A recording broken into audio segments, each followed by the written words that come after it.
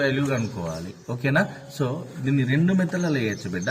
So first method వచ్చేసి squaring method చేద్దాం, అంటే బోత్ సైడ్ స్క్వేరింగ్ చేద్దాం.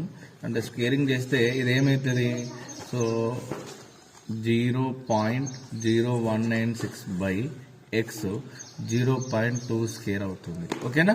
అంటే ఇక్కడ స్క్వేర్ ఇస్తే క్యాన్సిల్ అయిపోతుంది 0.2. 0.2 నేను ఏమని చెప్పిన మల్టిప్లికేషన్ మొదలెయ్యండి. ఓకేనా? సో 0 ఇట్లా వస్తుంది, 4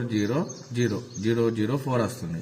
ఇక్కడ ఫస్ట్ నెంబర్కి పాయింట్ తర్వాత ఎన్ని ప్లేస్లు ఉన్నాయి, 1. ఇక్కడ 1 అంటే 2 కాబట్టి సో ఇక్కడ 2 ప్లేసెస్ ద్వారా తర్వాత మనం పాయింట్ పెట్టుకోవాలి. 0.0196 by X is equal to 0.04. ఈ ఎక్స్ నాటి పంపిస్తే ఏమవుతుంది, ఇంటూ అవుతుంది. 0.0196 is equal to 0.04 into X.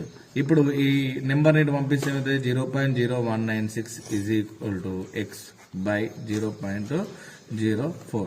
ఇక్కడ 2 నెంబర్స్ పైన ఉన్నది కాబట్టి ఇక్కడ కింద నీకు, లేదంటే పాయింట్ తర్వాత ఎన్ని నెంబర్లు ఉన్నాయో కౌంట్ చేసుకోండి. 1 2 3 4 అంటే ప్లేస్ 4 అంటే ఇప్పుడు 196 బై ఇక్కడ 04 2 ఉన్నాయి కదా, ఇక్కడ 4 ఉన్నాయి కాబట్టి 4 zeros కింద డమ్ చేసుకోండి. ఇక్కడ 2 ప్లేసెస్ ఉన్నాయి కానీ న్యూమరేటర్ లో 2 నెంబర్స్ 2 zeros డమ్ చేసుకోండి. 0 0 0 0 క్యాన్సల్. ఓకేనా?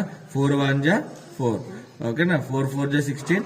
ఇక్కడ మళ్ళీ ఏమైతుంది, 4 9 జా 36. ఓకేనా? ఇప్పుడు ఏమైంది, 49/100 ఈజ్ ఈక్వల్ టు ఎక్స్.